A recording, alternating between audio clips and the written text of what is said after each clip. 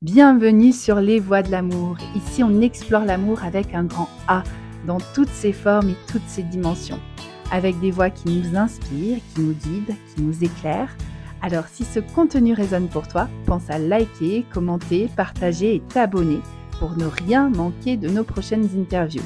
Avec amour. Heureuse de vous retrouver aujourd'hui. Comment allez-vous ?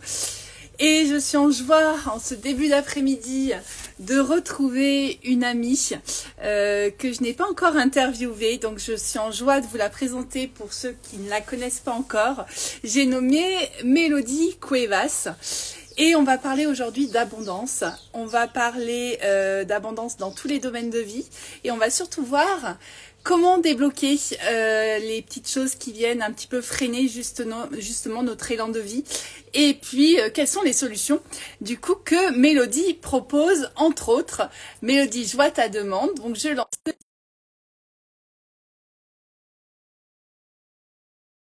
À ceux qui sont là en ce début d'après-midi, je pense qu'on ne sera pas nombreux en direct, vous serez plus nombreux en replay.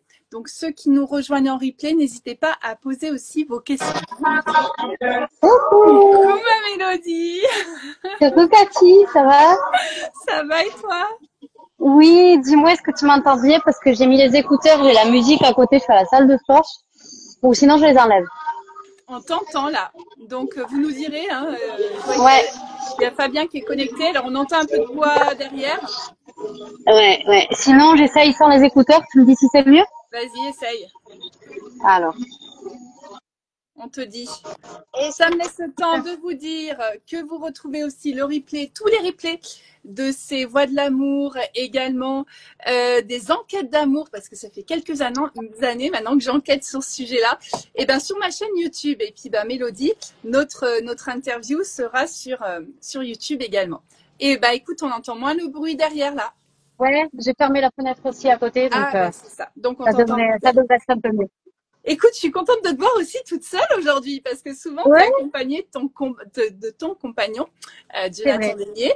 Et là, justement, on va parler entre femmes et on va parler d'un sujet qui concerne, je pense, un petit peu tout le monde, l'abondance. Ouais. Alors, vous avez été très nombreux à répondre au sondage que j'ai fait passer. Donc, je te donnerai, Mélodie, les résultats du sondage que j'ai fait passer hier.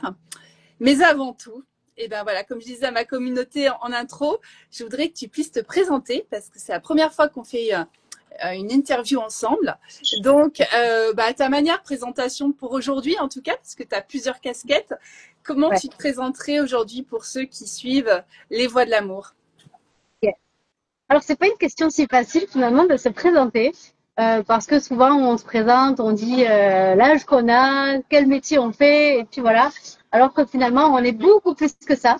Mais je vais essayer de faire courte. Donc je suis Mélodie, je suis maman d'une petite fille de 6 ans qui s'appelle Athéna.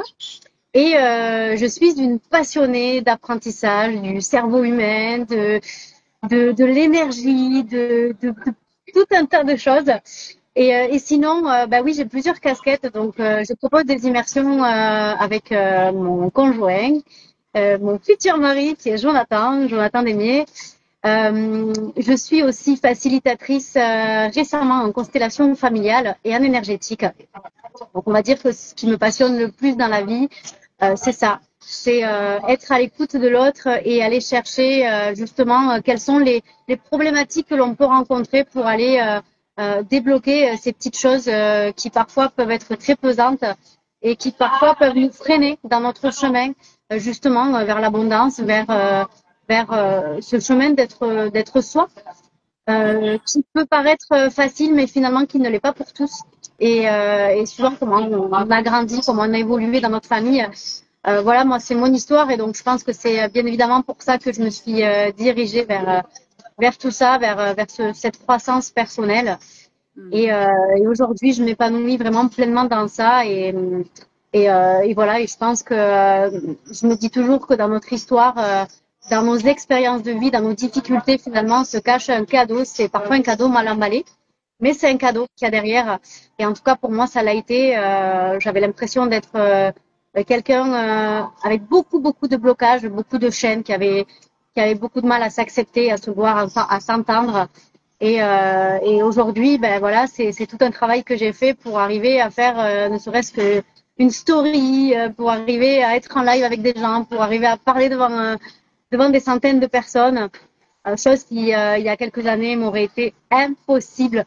Mais voilà, je pense que je suis là aussi pour passer ce message que tout est possible et que arriver à une certaine forme d'abondance dans sa vie peut être possible malgré que l'on n'y croit pas, malgré que l'on pense que on n'est pas assez ou qu'on n'arrivera jamais, que c'est pour les autres. Ben non, en fait, tout ça, c'est juste des croyances limitantes. Donc, je pense que je suis là pour faire passer ce message. En tout cas, c'est comme ça que je le vois. Mmh. Ah bah merci pour cette belle présentation parce que du coup, tu me permets de rebondir tout de suite justement sur la première question que j'allais te poser. On a beaucoup échangé, toi et moi. Et c'est vrai qu'on a rarement utilisé ce terme abondance. Et quand j'ai vu, alors ce week-end, tu proposes un stage de 2 jours dans le sud de la France, que là tu vis actuellement à Tenerife, donc tu viens en France, et tu proposes un stage, et l'intitulé du stage, ça concerne l'abondance, je ne sais pas quel intitulé Manifester exact. l'abondance. Manifester l'abondance. Et là, je me suis dit, tiens, c'est chouette qu'elle aborde ce sujet-là, en tout cas de cette manière-là. Et qu'est-ce qui t'a amené à justement en venir sur ce terrain-là de l'abondance, Mélodie? Alors, c'est un sujet que je travaille depuis, si on peut dire ça comme ça, depuis très longtemps. Parce qu'en fait, j'ai été éduquée d'une manière où, je pense comme beaucoup d'entre nous, où en fait, j'ai toujours entendu qu'il fallait travailler pour avoir de l'argent, et surtout que avoir de l'argent ou avoir une belle carrière ou avoir une belle vie finalement, c'est pour les autres. C'est toujours pour les autres, mais c'est pas pour nous. J'ai toujours entendu ces phrases à chaque fois que j'ai voulu changer un petit peu, de sortir de cette société, on va dire, où tu as un travail fixe, salarial, un truc. Tu vois, mon père voulait que je travaille à la mairie, vraiment quelque chose de très sécure. Et j'ai toujours entendu, mais de toute façon, du moment où j'ai voulu changer de métier, tu n'y arriveras pas, il n'y a pas de boulot dans ce domaine-là. Tu vois, toujours ces phrases-là. Toujours penser pessimiste pour avoir les choses, et puis comme ça, si tu as les choses, tu es content. Ben non, en fait, tu vois. Et en fait, en 2015, j'ai John qui était en formation, qui m'avait envoyé une vidéo du film Le Secret. Je pense que ça va parler à beaucoup de personnes. Il y a un livre et il y a aussi un film. Et en fait, quand j'ai écouté cette vidéo, ça a été mon premier déclic. Je crois que c'était avant que je commence ma formation de coach sportive. Où en fait, alors, juste une chose pour ceux qui connaissent pas. Donc, en effet, il y a le livre, Le Secret. Il y a le documentaire, Le Secret, avec les interviews. Et il y a un film aussi, alors qui est plus romancé, Le Secret. Ouais. Alors moi, c'est la vidéo que j'avais vue, la loi de l'attraction. Ouais, donc sur le documentaire, le petit reportage documentaire, ouais. Voilà, c'est ça. J'avais vu donc le documentaire. Et je me souviens que là, je m'étais dit, mais waouh, en fait, c'est pas du tout ce qu'on m'a enseigné, tu vois. Et j'ai été passionnée tout d'un coup pour ce sujet-là, à me dire, mais en fait, je suis en train d'écouter tout l'opposé de moi, ce qu'on m'a enseigné, mais c'est avec ça que je connecte. C'est à ça que je veux croire, tu vois. Et donc, à partir de là, à commencer à changer un peu ce film, ce discours que j'avais dans ma tête. Alors, ça n'a pas été comme ça tout de suite, parce que les croyances, elles sont ancrées depuis tellement longtemps qu'il faut des années. Enfin, pour moi, en tout cas, il m'a fallu des années pour casser ces croyances et pour changer, en fait, ce pilote automatique sur lequel on est, tu vois. Aller chercher d'autres phrases qui finalement sont l'inverse. Mais à partir de ce moment-là, en tout cas, j'ai commencé à m'intéresser à ce sujet. Et j'ai commencé à tester des choses, donc tu vois, à me lancer en tant qu'auto-entrepreneur, à faire des compétitions, mais tu vois, toujours avec ce truc de oui, je vais y arriver, à mettre ces phrases, à changer ça de je vais y arriver, mais tu vois, tu avais toujours cet ego qui te disait mais n'importe quoi, t'es nul, t'as pas le niveau, enfin tu vois, c'était toujours un peu une lutte. Mais en tout cas, j'ai commencé à valider des choses. J'ai validé ma formation de coach sportive. Tu vois, j'ai été prise sur peut-être 250, 300 personnes, alors que j'étais pas hyper sportive, mais parce que j'ai commencé à croire que peut-être je pouvais y arriver. J'ai validé le fait de pouvoir travailler à mon compte. J'ai validé des compétitions. Tu vois, j'ai fini seconde quand j'ai passé ma compétition Miss Fitness France. Pareil, chose qui était impossible, mais finalement, j'ai des petites choses comme ça, compétition, etc. Et donc, j'ai continué sur ce chemin-là et puis jusqu'au jour où on est arrivé à Tenerife. Pareil, tu vois, tout le monde me disait, mais vous allez jamais trouver d'appartement, au prix où vous voulez, c'est trop compliqué, etc. Et puis bon, ben voilà, tu valides une chose, deux choses, trois choses. Et j'ai continué en fait à me forger ce mental, à écouter beaucoup d'audio. À chaque fois, shifter quand j'ai des choses négatives, à shifter. Et en fait, le fait de valider des choses, je me suis dit, mais en fait, l'abondance, elle est là, elle est là pour nous tous, elle est disponible. Et il suffit simplement d'aller valider des choses pour pouvoir l'intégrer, pour commencer à y croire et en fait pour s'ouvrir à tout ça. Alors, ce qu'on nous dit pas dans la loi de l'attraction, c'est que oui, il suffit pas juste de penser positif, mais vraiment de l'incarner pleinement. Et je pense que ça demande vraiment beaucoup de choses. Et surtout la foi. La foi en ton projet, la foi que ce que tu fais c'est aligné. Et si c'est aligné avec toi, je crois pleinement que tout est possible. Véritablement, parce que je l'ai validé, parce que je le valide encore. Chaque chose que j'entreprends, tu as des phases comme ça, et puis tu as des phases comme ça. Et c'est dans les phases comme ça, comment tu te comportes? Qu'est-ce que tu dis? Et c'est là où ça va tout changer. Est-ce que tu décides d'abandonner ou est-ce que tu décides de continuer? Donc voilà, je vais m'arrêter là sur ça, mais aussi rajouter que l'abondance, on va le travailler dans le week-end que j'organise ce week-end-là, samedi et dimanche à La Ciotat. En fait, l'abondance, ça vient aussi de la maman. Tout part du ventre. Quand on est dans le ventre de sa maman, est-ce qu'on n'a pas l'abondance finalement? On a tout. On n'a pas besoin de demander pour recevoir. On a juste à être. Dans le ventre de la maman, on reçoit de l'oxygène, on reçoit à manger, on reçoit de l'amour, juste par le fait d'exister finalement, tu vois. Et quand on est, c'est pareil. On a la maman qui nous donne le sein ou qui nous donne le biberon, qui nous donne de l'amour, des câlins, un regard, des mots, des je t'aime, des abraçades, tu vois, tout ce genre de choses. Et puis pareil, quand on commence à grandir, quand on est adolescent, on continue à recevoir. Alors, qu'est-ce qui fait qu'on reçoit plus finalement? Ben, ce qui fait que souvent, quand on grandit, on reçoit à condition. Si tu te comportes bien, ben, je vais t'aimer. J'ai tout donné pour toi, tu me dois la vie. Tu vois, des fois, certaines formes que peuvent avoir les parents de nous parler, où on a l'impression qu'il faut qu'on soit assez pour pouvoir être aimé, pour avoir un je t'aime, pour avoir un câlin, parce qu'il faut pas se mentir, tous les parents ne nous ont pas montré, du moins par rapport à ce qu'on avait besoin, ne nous ont pas montré l'amour de la façon dont nous on avait besoin. Et c'est à ce moment-là où on a eu l'impression qu'il fallait donner pour recevoir. Or, il faut recevoir pour donner, pour pouvoir donner vraiment sens, cette sensation de vide. Et donc, c'est aussi sur ce thème-là qu'on va aborder justement dans ce week-end-là, rééquilibrer cette forme de recevoir, de donner et aller accepter finalement ses parents parce que tout vient de là. Et si on n'a pas une bonne relation avec sa maman ou avec son papa, que c'est difficile, qu'on a du rejet, c'est ce que j'ai travaillé moi personnellement beaucoup cette année parce que j'avais une certaine forme pendant ces dernières années de rejet, de ne pas avoir reçu ce dont j'avais vraiment besoin, de ne pas avoir reçu le soutien. Et donc, du coup, j'ai appris à me le donner moi-même, mais aussi à accepter mes parents, à les remercier. Parce que, en fait, notre maman, elle nous donne la vie, finalement. Et c'est le plus beau des cadeaux. Donc, si on n'accepte pas la maman, ben, on peut avoir du mal à recevoir dans la vie et avoir cette forme d'abondance. L'abondance, moi, je la vois vraiment sur tous les points. C'est-à-dire qu'il y a des gens qui vont voir l'abondance quelque chose de matériel, qui vont avoir l'abondance. Pour eux, ça va être beaucoup d'argent, ça va être une grande famille. C'est différent pour chaque personne. En tout cas, pour moi, l'abondance, c'est vraiment dans toutes les sphères de ma vie, comment je me sens.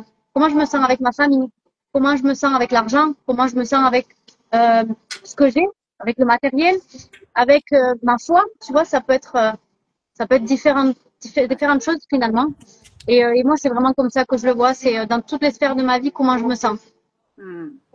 Super. Alors, plusieurs questions encore. Mais tu sais, on a fait passer donc un petit sondage et j'ai demandé s'il y avait un domaine à citer, à choisir, dans lequel la personne ressent le moins d'abondance. À ton avis, parmi tous les domaines, hein, j'avais ciblé l'amour, l'argent, la santé ou le mix de tout ça. À ton avis, c'était quoi la plus grande proportion? Quel est le manque de ma communauté? Alors, de ta communauté, je dirais l'amour, mais je pense qu'il y a aussi l'argent. Ouais, l'amour number one, l'argent numéro 2, santé, ça n'a pas été cité une seule fois, tout seul. Ok. Et après, des personnes qui ont cité dans tous les domaines. Et Ouais. de toute façon, je pense que souvent, c'est un petit peu tous les domaines liés pour moi, parce que j'aime bien quand tu dis l'abondance de la vie. Moi, quand j'ai réfléchi à ce sujet, je me suis dit, est-ce que je me sens réellement dans l'abondance aujourd'hui? Et je crois que oui. Ça ne veut pas dire que je n'ai pas d'insécurité par moment qui surgissent, comme si tu dis, ou des downs, ou des peurs. Mais tu sais, l'indicateur, c'est quand tu te lèves le matin et tu te dis, waouh, je kiffe ma vie. Et je sens aujourd'hui, même si dans tous les domaines il n'y a pas tout, c'est pas une histoire de volume. C'est pas une histoire de volume d'argent, c'est pas l'histoire d'avoir ou pas un chéri, c'est pas d'histoire d'avoir une maladie ou pas de maladie. Je pense que c'est un état d'esprit, mais c'est pas on se raconte des histoires, c'est on le vit, on le vibre, et c'est une sensation. Le mot que j'ai mis, c'est de complétude. C'est on se sent complet. Et je me rends compte à quel point dans la communauté, il y a beaucoup de personnes qui se sentent pas complets. Et là, en fait, on fait quoi quand on ne se sent pas complet? On sent un besoin qu'on essaye de combler, donc on cherche à trouver. On cherche à trouver l'amour, on cherche à trouver une stratégie pour gagner de l'argent, etc. Et c'est là que le cercle vicieux opère. Et justement, je voulais venir à cette réflexion avec toi, parce que je pense que tu as conscience aussi de ce mécanisme-là. Et qu'est-ce que tu as pu, toi, identifier comme principaux blocages à l'abondance, la sensation de ne pas se sentir complet, que ce soit en amour, que ce soit en argent? Alors pour moi, ça part des blessures qu'on a eues dans l'enfance et finalement, ça revient à l'amour de soi. Ouais. Je pense que c'est une des choses les plus difficiles finalement pour l'être humain, tu vois, de vraiment s'accepter, surtout dans le monde dans lequel on est aujourd'hui, où on se compare beaucoup, tu vois, avec les réseaux sociaux. Ben forcément, il y a toujours plus beau, plus belle, il y a toujours quelqu'un qui a plus d'argent, qui a plus de succès, qui a plus de voilà. Et dans ce monde dans lequel on est, je pense que c'est encore plus difficile aujourd'hui de s'accepter. Et pour moi, ça part de là. Moi, en tout cas, c'est une sensation que j'ai ressentie pendant très très longtemps, finalement, de manquer de cet amour. Et, euh, et concernant aussi ce sujet, je pense qu'il y a forcément, je fais le lien avec le transgénérationnel parce que c'est Ouais, ce qui c'est me ce que j'allais passionne. dire. Ouais. Ouais, ouais. Mais je pense qu'il y a vraiment cette loyauté qu'on peut avoir par rapport à la lignée des femmes ou à la lignée des hommes, hein, par rapport à ce qu'ils ont vécu. Faut pas se mentir, ils ont beaucoup souffert. Nos ancêtres ont eu une vie encore différente de la nôtre et je pense qu'ils n'avaient pas forcément la place pour l'amour, tu vois. Beaucoup ont été en couple parce que c'était obligé. Ils étaient peut-être avec quelqu'un qu'ils n'aimaient pas. Beaucoup de femmes, notamment, ont vécu des violences. Et en fait, nous, quelque part, on reproduit parfois ces schémas sans le savoir, parce que c'est inconscient. Hein.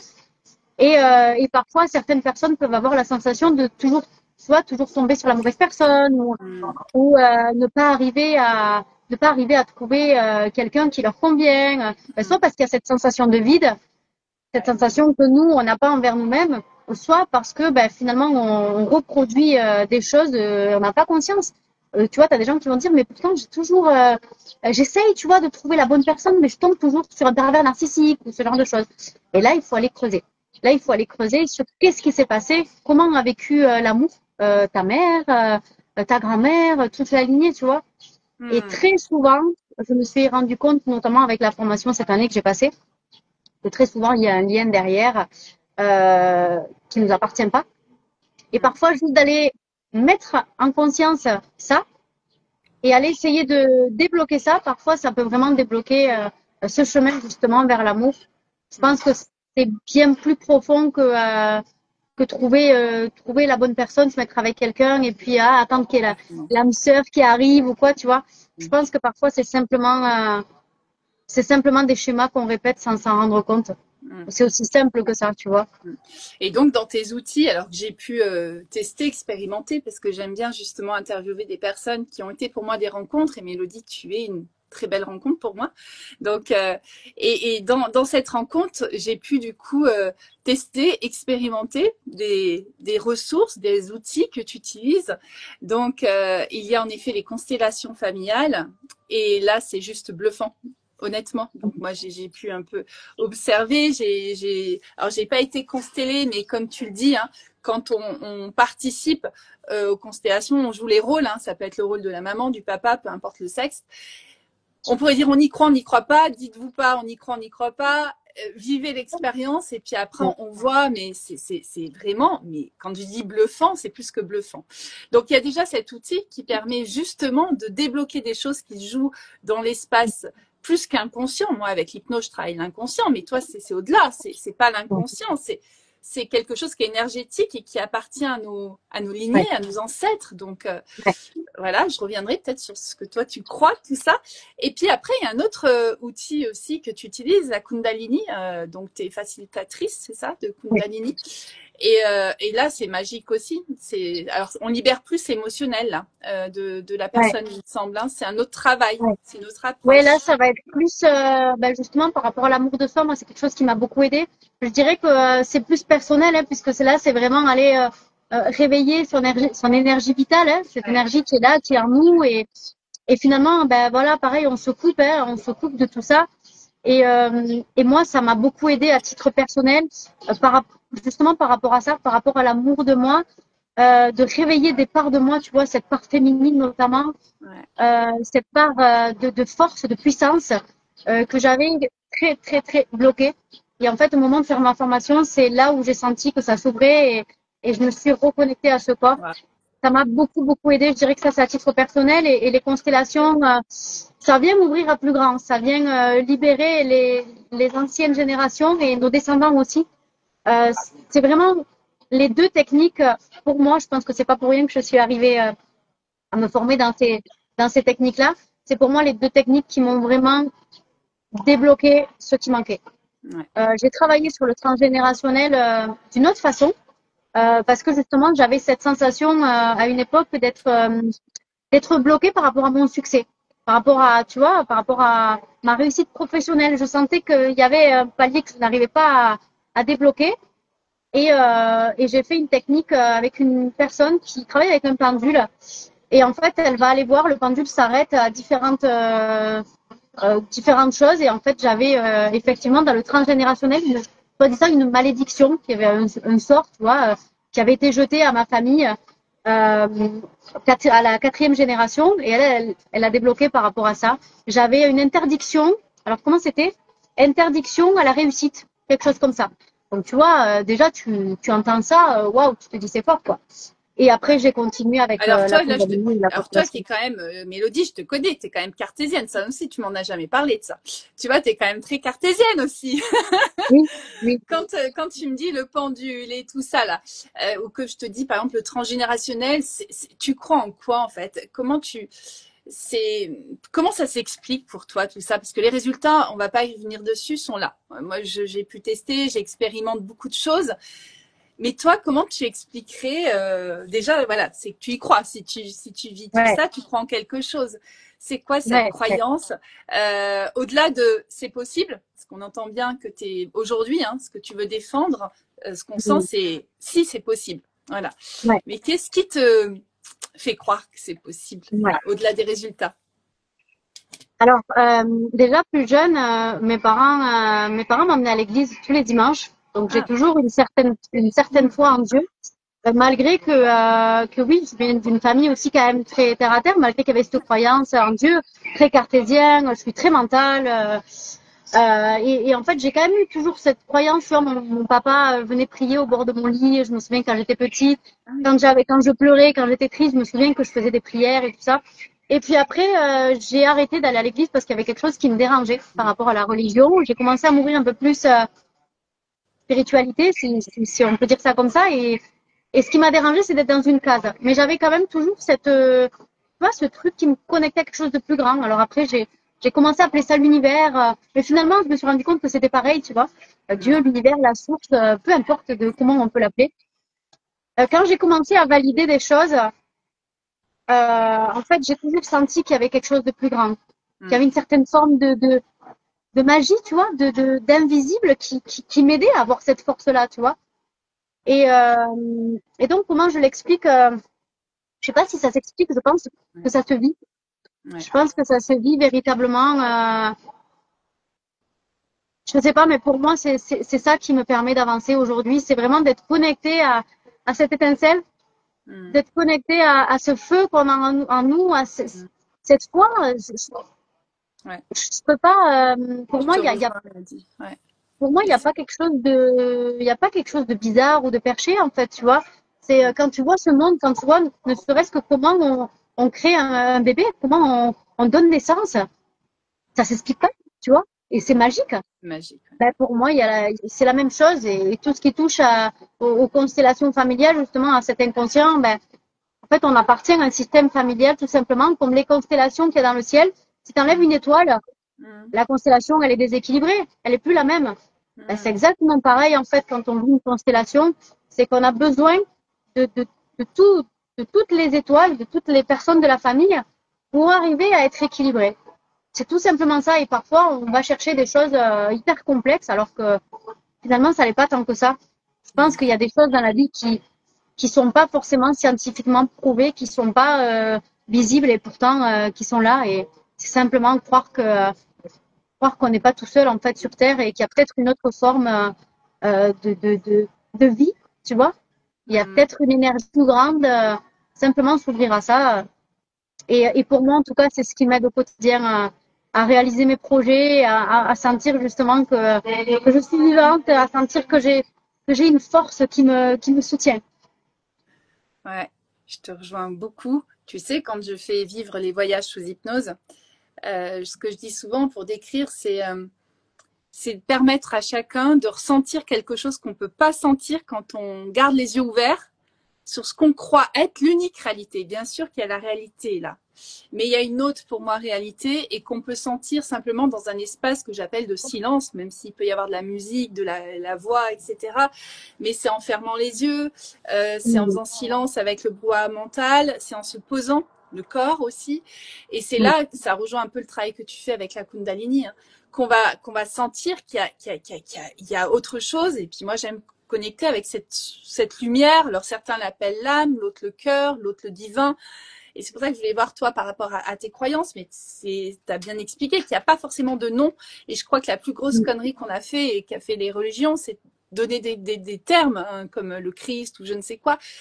Ça, moi, j'en sais rien. Je suis pas croyante de tout ça. Par contre, j'ai la foi. C'est pas pareil. Hein. Avoir la foi, j'ai la foi qu'il y a quelque chose de plus grand que ce que l'on sait, que ce qu'on est en capacité d'analyser avec une psychothérapie, par exemple. La psychothérapie, oui, moi j'ai fait des études de psycho, mais je sentais une frustration immense en disant, mais ok, on va analyser, mais si on analyse, on a tous des problèmes, mais c'est quoi les solutions? Et c'est pour ça que ta rencontre pour moi était aussi importante dans le cadre des immersions, parce que je trouve qu'une immersion, comme je disais, c'est important parfois de se poser, de fermer les yeux pour entendre des choses qu'on n'entend pas, mais c'est pareil, se poser, faire une immersion, dire je déconnecte de ma réalité pour aller me connecter dans un autre espace qui est un espace intérieur, mais grâce à d'autres rencontres avec des personnes qui vont nous faire entendre des choses que, comme tu l'as très bien dit, j'ai adoré. Quand tu étais enfant, bah voilà, tu as entendu le c'est pas possible, arrête tes rêves. Et là, toi, ta rencontre, ça a été le documentaire Le Secret. Mais pour certains, ça peut être, moi, ça a été le stage que j'ai fait avec Arnaud Rioux il y a 4 ans en arrière. Ça a été vraiment la rencontre qui a fait waouh! Ça, ce discours-là, ces paroles, c'est pas un discours. Ces paroles résonnent et ça, j'ai envie d'y croire. Donc, je suis cette voie-là. Mais j'ai été obligée de déconnecter. Tu vois, il y a un temps, je pense que c'est pour ça que les immersions, les stages, et puis après les séances, comme tu proposes aussi ponctuellement pour ceux qui ont la chance d'être à Tenerife, ou moi, les personnes qui viennent me voir en hypnose, c'est leur instant ressource où ils vont se retrouver. Ils vont retrouver ce plus grand qu'eux, tu vois. Moi, je pense qu'on a besoin de se créer actuellement dans notre société qui se déstructure. Beaucoup, on explose beaucoup de codes, de règles, etc. qui sont plus bonnes aujourd'hui à garder, mais on est un peu perdu. Beaucoup sont perdus. Et bien, c'est important d'aller en soi. Et voilà. Alors pour revenir, parce que là, on a terminé pour aujourd'hui, mais on aura certainement l'occasion de se refaire d'autres interviews, Mélodie, si tu veux. Avec plaisir. Moi, j'aimerais que tu nous parles justement de ce stage samedi. Parce que c'est encore temps là pour ceux qui veulent s'inscrire. Et puis si le stage est fini quand vous regardez la vidéo, rejoignez le compte de Mélodie parce que tu organises régulièrement des événements. On va peut-être en organiser un aussi prochainement ensemble en 2020, fin 2025, plutôt 2026. Ouais. Notamment les femmes, restez connectés. Yes. Et puis voilà, mais là, voilà, si vous écoutez la vidéo que le stage est passé, écoutez quand même ce que Mélodie a à vous partager parce que je pense que c'est des outils, des supports que tu vas réutiliser dans tes prochains événements. Alors, qu'est-ce qui attend les participants pour samedi à La Ciotat? Alors, donc c'est un week-end donc qui s'appelle Manifester l'abondance, qui se déroule samedi et dimanche. Alors, j'ai eu pas mal de demandes pour des personnes qui ne pouvaient être là qu'un seul jour. Donc, du coup, j'ai ouvert la possibilité à ce que les gens puissent venir soit que samedi, soit dimanche. Donc, dans ces 2 jours, en fait, le premier jour, on va aller revisiter sa naissance. Donc, on va aller revivre la naissance grâce aux constellations familiales, parce que la naissance, finalement, c'est notre premier succès dans la vie.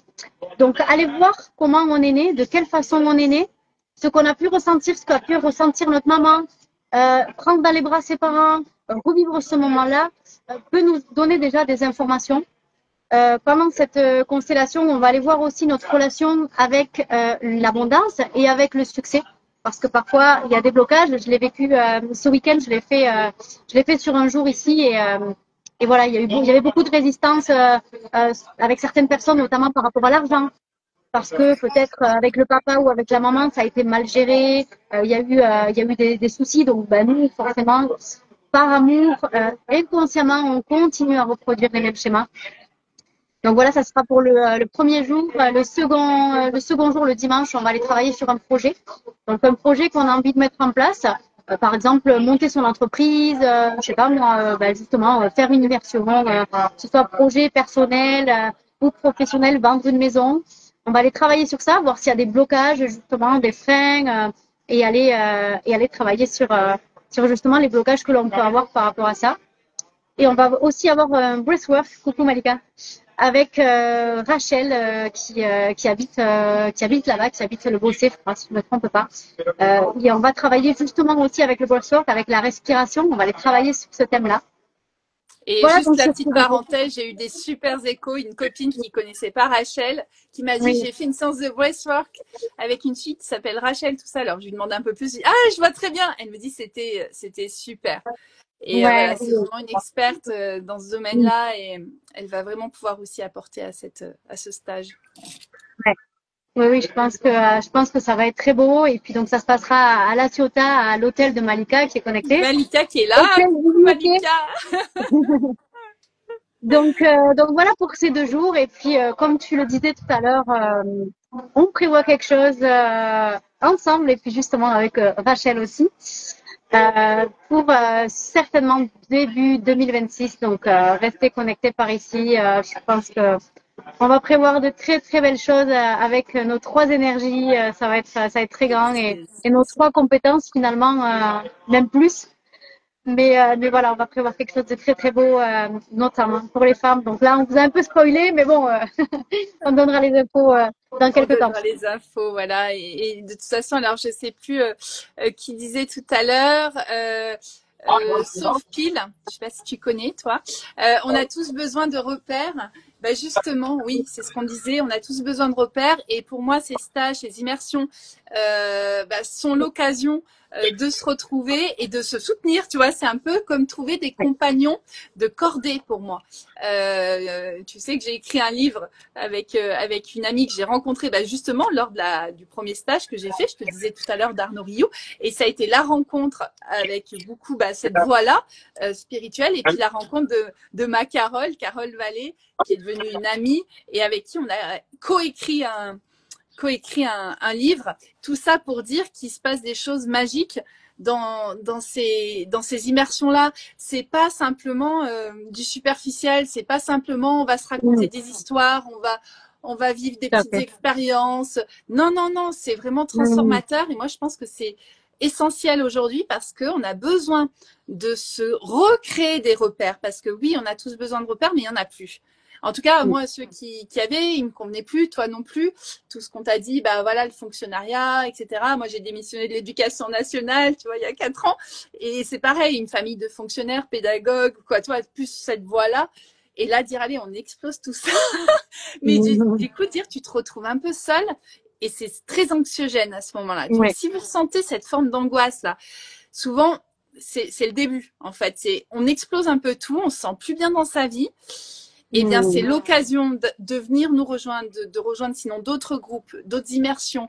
Mais allez-y parce qu'on a besoin de repères. Mais les repères, moi, je pense qu'il faut vraiment qu'on les fasse ensemble, qu'on balise de nouvelles voies ensemble. Voilà. Parce que seul, c'est trop compliqué.